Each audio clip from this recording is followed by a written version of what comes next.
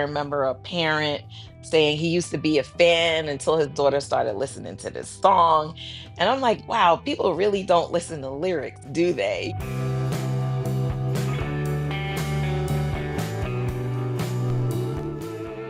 Cheryl, it's great to see you. Thank you. And Cheryl, I may call you Salt if that's fine throughout the interview too. But welcome to the story behind the song. And you are the finale for season 4. And I'm excited about this. So, over the course of 4 years now, I've had about 80 different interviews. And so, this is near number 80, wrapping up season 4, and excited to have you on to discuss the 35th anniversary of your album Black's Magic with the great song Let's Talk About Sex. And we're going to talk about Let's Talk About Sex. Sex, and we'll talk about sex if you'd like to talk about sex. And there's so much. Before we begin, big year for you. You were just inducted into the Rock and Roll Hall of Fame, which is super exciting. So congratulations to you. Um, Thank you. Grammy Award winner. Where do you begin? So many great songs. Push It, breaking out in 1987, and that's a song that still everybody listens to all the time. So before we even begin talking about Let's Talk About Sex, which is another song that all the time, how does it feel? You're 40 years into this journey with Salt-N-Pepa. And how does it feel that 40 years later, your music is still as vibrant and relevant today as it was back then? It's amazing. I never thought in the beginning that we would be at this point in our career. I always thought it would last for a while. I always thought it was going to be huge. The first time I got on the mic, I was like, this is what I want to do. I don't want to do anything else. This is what I was born to do. And this is going to be great. This is going to work. No plan B for me. But then, like you said, 40 years later to receive all these accolades, Lifetime Achievement Award, Walk of Fame star, Rock and Roll Hall of Fame. Like I can go on, and how much our music is still being streamed and being played, even CDs and vinyls being purchased. Like Salt and Pepper have really become, like, I don't know, America's sweethearts over the years. And I would have never guessed, but I feel blessed. It's still amazing to me because there is Salt and there is Cheryl. And Cheryl's always looking at Salt like, yo, you go, girl. You So, did that. yeah, that's awesome. And so is Cheryl different than Salt? 1,000%. Like a joke amongst the family, which is Kid and Play and Herbie and Kwame and everybody, Spinderella, is that Peppa is Peppa all day long. Like there's no difference between Sandra and Peppa. She's just this fiery, crazy personality, right? Bubbly person all the time, very funny, very energetic. And then Salt is, the performing, diva, the one that's like the go get 'em kind of girl. I'm gonna attack that stage and I'm gonna make you love me, right? And then Cheryl is very introverted, like extremely introverted person. I have to like talk myself into being out and about, and around people. But Salt, no problem. So I don't have an alter ego per se, like Nicki Minaj or anything like that. But I know when it's time to perform. And so I always shock people. They're just like, wow, you're so different on stage and in the studio. So yeah, there's a difference. So did that come naturally to you, just the way you described yourself, and then Mhm. going on to stage? Was that a natural transition for you, like from day one, where you felt Mhm. comfortable and you knew you were born to do this? Well, as a kid, I was a performer. I was that kid that used to get all the cousins together and we're going to put on a play or we're going to put on a show or something. And I was the producer. I was telling everybody what to do. So I've always had this love for performing, even though I was a super shy kid. That was kind of like a way of me not being shy and like hiding behind a persona, I guess, to be creative because I am also a very creative person. So that was my creative outlet. So I'm not surprised that this happened to me because I'm both things. Yeah, that's pretty fascinating. And I think it Hmm. probably gives a lot of hope to a lot of people who are listening to this, artists out there who may be feeling that maybe I'm not comfortable to be on stage because I'm a little bit more of an introvert. And you're not the first person, the first guest that I've had who said that, where Yeah, it's almost like it's freeing up to be able to yeah. express yourself in that kind of a way on Yes. stage. Yeah. And a lot of artists are like that. Yeah. Janet, very soft-spoken, very shy person, but on stage, she's a whole another person, and I know a few artists that are like that. So it's pretty common, actually. Yeah. Well, so you are widely known, just given the legacy that you were describing for yourself, that you're widely known as the first ladies of rap, which is very, very cool. And you were the first female rap act to have a platinum album. And so, when just your immediate success when you came out, well, let's get into your journey a little bit because you had your breakout song, Push It, in 1987. But tell everybody out there a little bit about how you and Sandra Peppa met each other, how it led to this moment where you got in the studio, you sang that song. Just give us a little bit of your musical journey. Well, I was dating our producer, Herbie Lovebug, and we were both working at Sears Roebuck, right? And Herbie was always doing his music. He actually used to be a part of a group called Super Lover MCs. Kid from Kid and Play was in that group, if I'm Ah, not mistaken. Yeah, a wow. lot of history, so much history. And then I was also going to Queensborough Community College where I met Pep.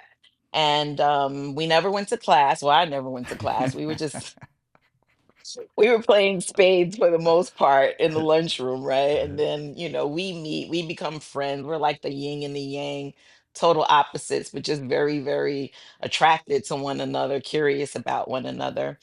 And they were hiring at Sears, and Pep wanted a job. And I was like, hey, they'll hire anybody, they'll hire you. Some little jab at her, That's but funny. it's Yeah. it's true. They did. Yeah. They would hire literally anybody. They hired me, you know what I mean? So, we all started working at Sears, and Herbie, to it's a long story, but to sum it up, Herbie was starting a group. He wanted to start a women's group, um, a girls group, and we just did the first song was the showstopper, right? Which is the answer to Dougie Fresh and Slick Rick's The Show. That's how you got your foot in the door in hip hop, especially as a woman, right? And then Roxanne Shante, she had answered UTFO's Roxanne. So she was like our example. We were really just like walking in her footsteps for the most part. The song blew up. And we did another song called I Take Your Man. We did a few street hits. Tramp was the next song. We got our deal with Next Plateau Records. This all, started happening. But let me take it back to Sears real quick, if people don't know. Working at Sears, Kid and Play worked there, Salt and Pepper worked there, Herbie Lovebug and Martin Lawrence worked at Sears. For the Wow. record, like, what the For heck was that about? at the same At the Sears? same Sears in College Park, we were all telephone solicitors. We sat in cubicles and we called people to sell them crap they didn't need. And Martin Lawrence had come from DC because he wanted to make it in New York as a comedian. He was working at the Hess gas station across the street, but then he came over to Sears because they'll hire anybody, like I said. And he used to try his jokes out on me, and I didn't think he was funny. So when I talk to kids, I'm like, it really doesn't matter, if people believe in your dream, if you have enough like belief in yourself and energy, there's energy behind that. And we all had that drive to make it happen for ourselves, and we all did. So yeah. So back to By the now way, we're a group. that is an amazing story though, because Hmm. to have a place like that, a Hmm. retail, store like that, and you Hmm. had all these people come together, so much talent that was kind of unknown, that you Mm-hmm. unlocked together. Mm. And Mm-hmm. it's amazing. It's such a lesson for people out there too who um, don't know how much they have inside them. Ooh. And Mm. if you hang out with the right people to Mm. help give you the strength to unlock it, Mm. Mm-hmm. like Powerful. that's an amazing story. Amazing story. Yes, that's very powerful what you just said because it's so true. And we do the opposite a lot. We hang out with people who drain our creativity and our energy. But then when you get with people who feed that, yeah, magic can happen. And it did. And it did because everyone was successful. Yeah, that's Hmm. incredible. So you described a little bit about what led you to the first song that was kind of the breakout song, Showstopper, and it was the reaction. It was the kind of the clap back to the song, the show, which is awesome. And Yeah. so from that, you had the initial success there, and you were signed to the label, which led you to go into the studio and um, one of the first songs was "Push It," and "Push Right. It" was a B side at first, which is pretty Yes. incredible too. So tell us a little bit about that because that song we're going to get into. Let's talk about sex, but "Push It" is such a classic, Yeah. iconic song, and to Yeah. think of it as being on a B side at first. Yeah, yeah. So yeah, we had to deliver a single. I think the record company did not feel like we had the right single, and so no, I'm sorry, we were making Tramp the single. We had already shot a video, but we needed a B-side, and we went into the studio just to throw something together. We did push it in Brooklyn at this guy Fresh Gordon's house in this little bathroom he had for a vocal booth. Hot in there. Oh my goodness. Me and Pep, like we literally can't even turn around. We're just like in this little bathroom. And Herbie, being the genius that he is, Fresh Gordon starts playing the synthesizer line. And then Herbie's We like, all play it know it. again. We all know it. Yes. And Herbie's like, play it again. And so he just puts the song together. Like I said, we're just trying to get a B-side for Tramp.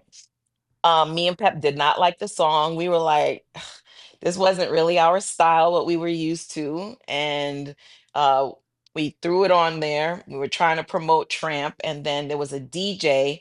I want to say he was from San Francisco. I'm sorry, I always forget his name, who just flipped it over. It was one of those big, DJs that I guess it was syndicated, and so it just took off on its own. And we gotta make work a song, right? You gotta like work music. That doesn't happen. Push it, mind of its own, just did its own thing. So we're on tour, and Herbie called us saying, "Y'all need to do Push It," and we're like, "What?" Like it's like a hit record. So we do Push It while we're on tour. We hadn't been doing it before that. The crowd goes crazy. And I'm like, oh my God, we got a hit song.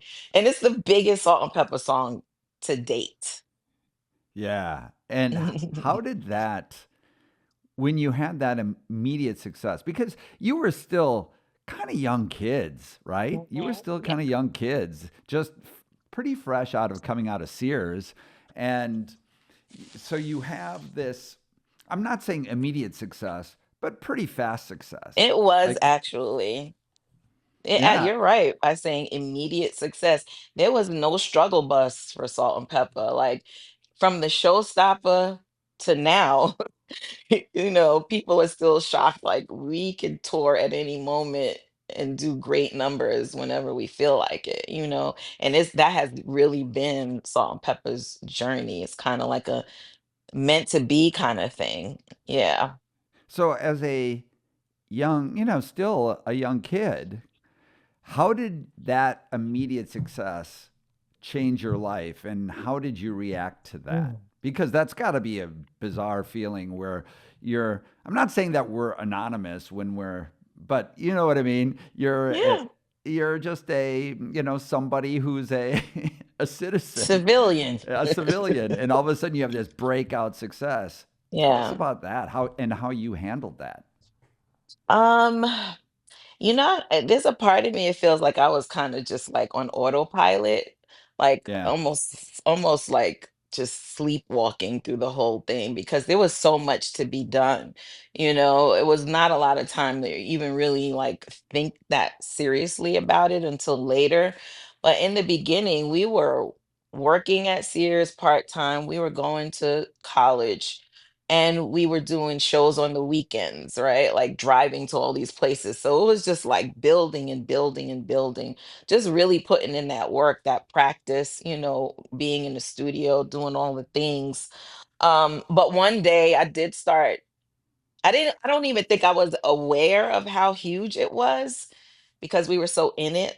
But I remember looking in the mirror one day, like, people know me like all over the world. You know what I'm Yeah. saying? I'm like, this is not even just America. This is international, overnight, consistent success, and don't think I still completely receive it. People are always trying to get me to receive it though.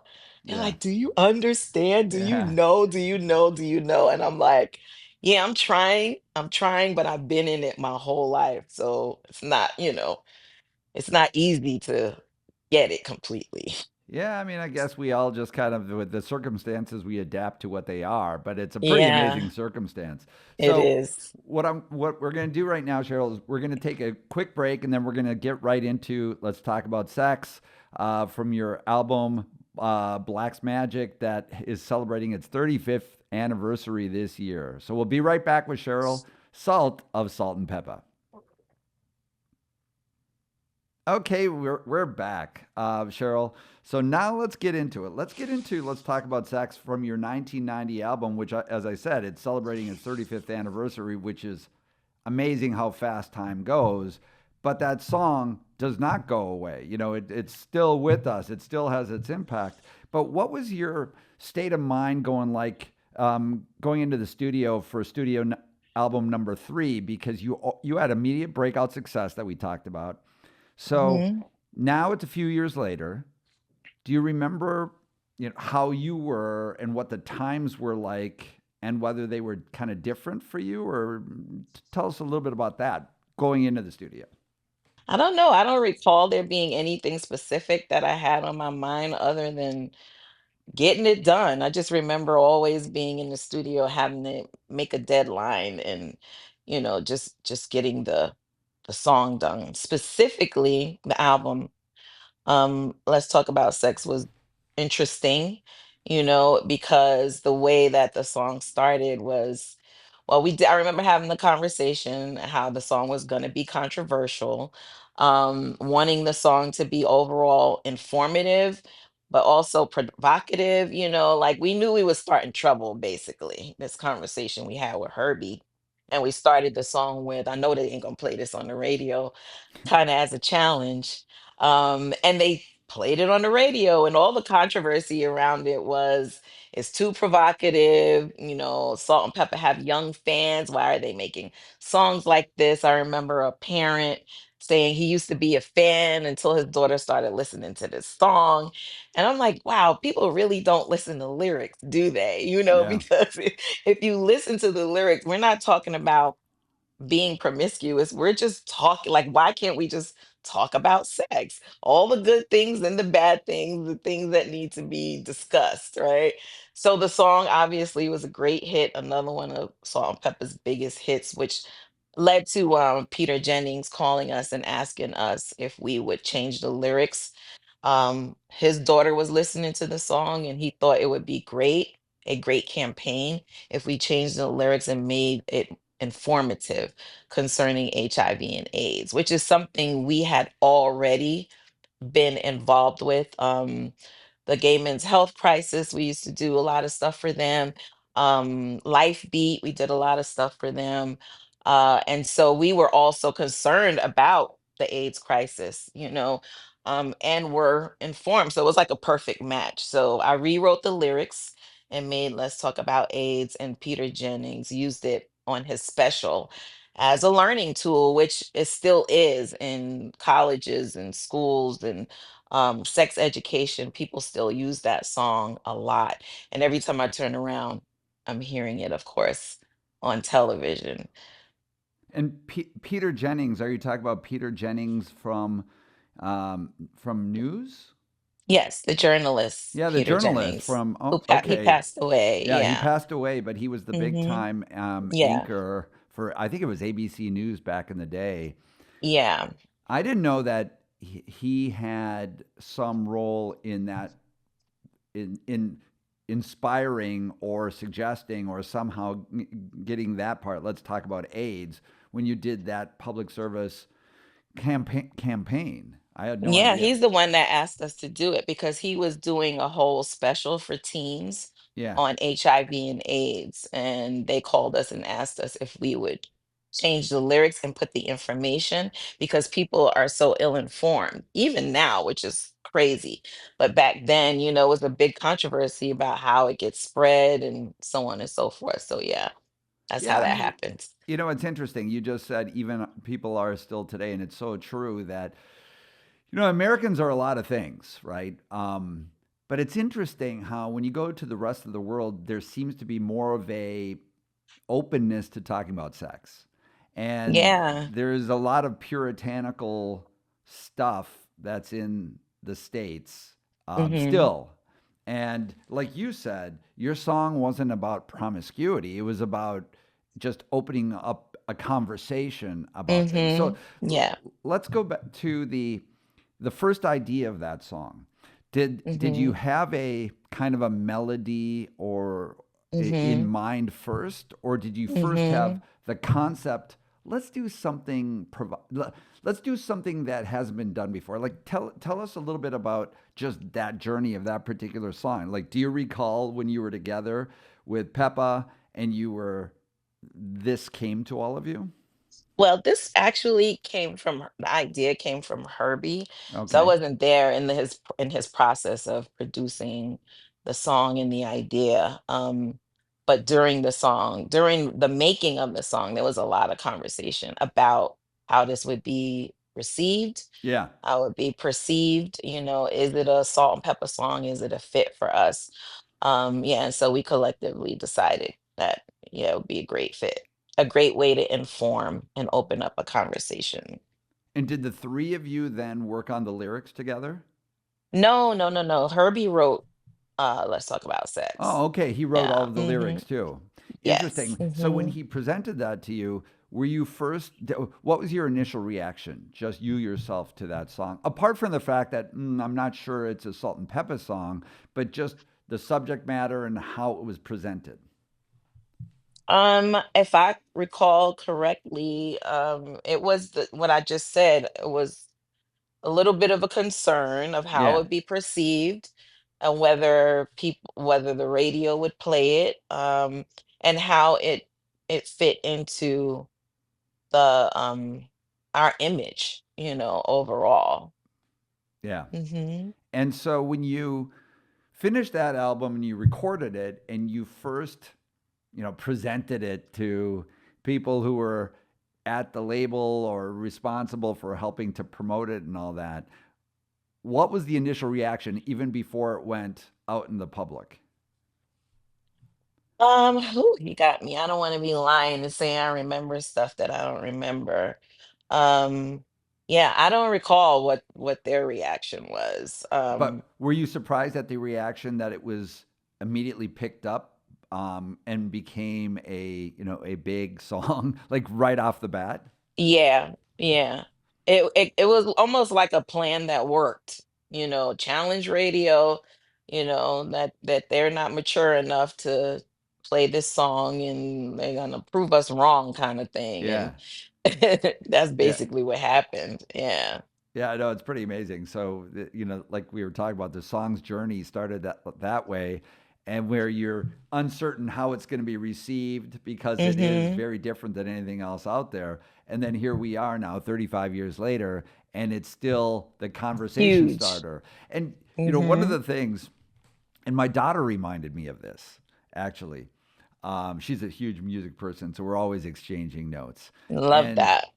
she was talking to me about the movie, the great comedy Pitch Perfect. And Hmm. I watched the scene again yesterday just in prep for this interview. And when the movie Pitch Perfect has this, what they called a riff off, and they're challenging each other where you have the young women against the young men, and they come up with a topic and then they sing to each other and they try to, like, it's a challenge to each other. And so somebody comes out and says, one of them says, okay, next category, sex. And let's talk about sex is the young guys are the ones who really rap that song. So how did you feel about that when you first learned that it was going to be in the movie, and then when you saw the movie come out? Oh, I didn't see Pitch Perfect, actually. Oh, you haven't seen that movie? No, no. Oh, Cheryl, you gotta see All right, well, it. I gotta put it on my list. You guys are prominently featured. Like Yeah, it like it's happens so much. I yeah. can't even keep up. I've gone to the movies and me and my daughter are sitting there and there's a whole scene of somebody doing push it or shoot or something Yeah. all the time. But I that's another one I gotta watch. Yeah. Sounds hilarious. So No, it's really funny. You'd love it. It's and for everybody out there, if you haven't seen the movie Pitch Perfect, it's a great comedy. It's hilarious. But the Salt-N-Pepa song "Let's Talk About Sex" is, as I said, prominently featured in it. And like you said, Mhm. yeah, there's so many movies, and because it's such a part of the culture, all your songs that they Yeah, find their way in, and that's got to be a trip too when you see a movie or yeah. you see a show and doing that. Yeah, and it happens constantly. What a Man, every Father's Day, there's all kinds of commercials using this song.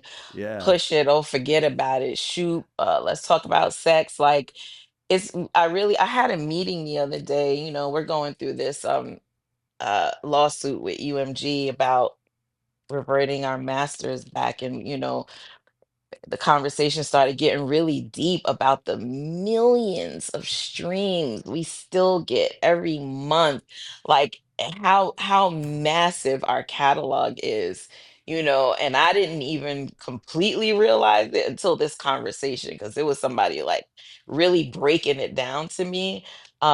So yeah, it makes me think about how everywhere I go, movies, commercials, licensing inquiries is like constant for Salt and Pepper.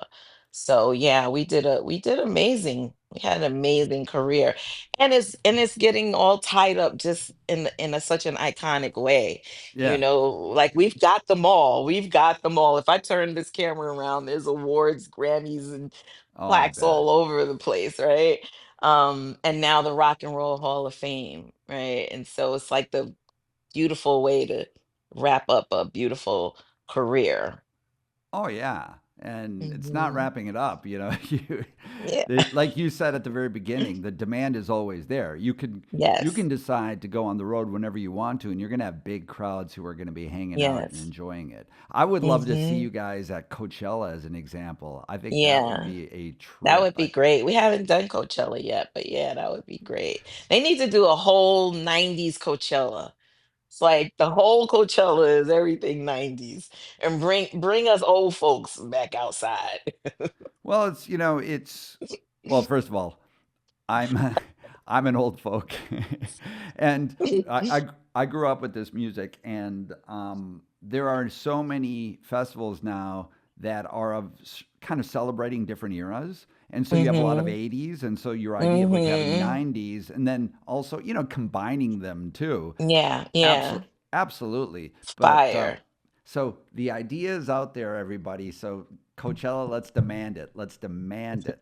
And The by all the way, 90s Coachella. one other thing we should talk because this is not my day job, and I'm literally, as we speak today, involved in the recapture of copyrights on behalf of artists. Literally today. So I'm deeply Really? oh yeah, I'm deeply Oh, involved in wow. that space. Yeah, yeah. Oh, we need to talk then off Yeah, we should camera. talk, and I'm happy to do that. I'm happy to talk. But for Yeah. everybody out there, that's an aside. So we talked about the journey, first of all, of Saul's journey into through Sears, And wow, that's incredible, which gives everybody hope out there that you have more talent than you believe you do, and you have a chance to unlock it. What an inspiration you are on that. And then the journey of Salt, Let's Talk About Sex, which celebrates its 35th anniversary. So for this 35th anniversary of Black's Magic, that album, what special things are you doing this year for that? Um, I don't, I mean, we're just celebrating the Rock Hall of Fame. I don't know that we're doing anything specific to celebrate. Me personally, also on that album, side note is Expression, a song that I wrote and produced on my own. That went platinum. The first song I ever wrote and produced completely on my own was a platinum single. So toot toot and tooting my horn. As you I'm should. probably, thank you, celebrating that more than anything, because as an artist and also as a woman who's come up under a man, Herbie, for me in particular, I never really celebrated that before. I never really acknowledged it very much. And so that means a lot to me because it was a time in my career when I was uh breaking away from my relationship with Herbie, as well as becoming more independent as a writer and a producer and saying more of what I wanted to say. We had been writing and producing before, but that was really me consciously making a choice that I want to do this more, as an artist. So I guess I'm celebrating that, my independence as a woman and taking control, and as a writer and a producer. Yeah, good for you. And do you have any Mhm. shows that you and Peppa are going to be playing or that have planned? Because I wasn't able to find any information about a tour or anything along those lines. Yeah, I actually consciously about a year and a half ago decided to come off the road for a while for my own spiritual, mental, physical health, because we artists will run ourselves in the ground. And I'm not doing that because I love myself. So not actively touring at the moment, but I'm pretty sure we'll be touring again pretty soon. I don't want to say, but there's some talks about a very big, exciting tour that we might be doing in September. Ah, Maybe. We'll see. let's everybody out there, let's hold Cheryl to that. Okay, in September. The ink's not dry yet, so I'm being a little premature, but it seems like it's gonna happen. And it'll East be Coast, all of us. It'll East Coast be or West Coast? all over the United States. Ah, East and West Coast. and I haven't even asked you, where are you today? I live in LA now. Okay, I've you in been here LA. about 4 years. I actually just bought my home and came and moved in December, and then those fires broke out. Woo! Child, I was so scared. It was Yeah, one behind me and one in front of me. I'm like, Lord Jesus, I just bought this house, yeah. please. So I'm still here. Thank God. No, Mhm. it's awful. It was awful for It sure, was and it awful. continues to be just Yeah, everybody who's all been over. impacted, which is the entire city, Yeah. for the most Yeah. part. Yeah. And LA is a great city. I spent many, Yeah. many years in LA, and I love Yeah, LA. all And of Malibu is gone. That's like hard to even fathom that. Yeah. yeah, nobody could have. But Hmm. listen, on the happier note, it's great to hear that we may be seeing you out there. And then, Yeah. you've done so many different things. You have a biopic about you that's been out, but you were also kind of a pioneer when it came to reality TV. You had a VH1 series back in, I guess, the late 2000s, Hmm. 2007, 8, something like that. Just really quickly, what was that like? Was that fun for you? Well, it was actually it was not fun for me. I shall not tell a lie. Ah, Like I said, I'm an introvert and that was very intrusive for me. But it was kind of like around the coming back together of Salt and Pepper. yeah. Like I had taken like a 10-year hiatus for a lot of reasons. And there was a lot of animosity between us. And so we were approached about this reality show, and we were like, well, what's real is that, we haven't been together in a long time. So it was kind of like the bringing us back together and mending the fences kind of situation. We got a little therapy, and that really kicked off us going back on the road and working together again. So, Yeah. yeah. Yeah. Interesting. Okay, so Mhm. I want to go into a couple rapid fire questions before we end the interview. Okay. Of all your moments, memorable moments, is there anything that sticks out for you as an artist that was just you couldn't believe the moment you were in, or it was so magical for you?